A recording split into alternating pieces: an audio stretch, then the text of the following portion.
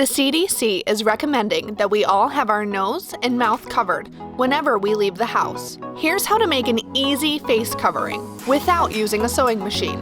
Look around your house for a t-shirt, pillowcase, a hand towel, or scrap fabric.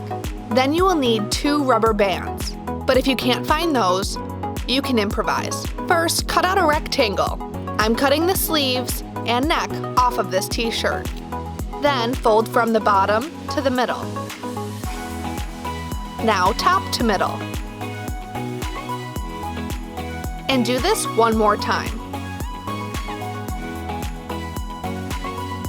Next, slide 1 rubber band onto each end. And fold the extra to the inside. And the last step is to take the rubber bands and fit them around your ears. It's that easy.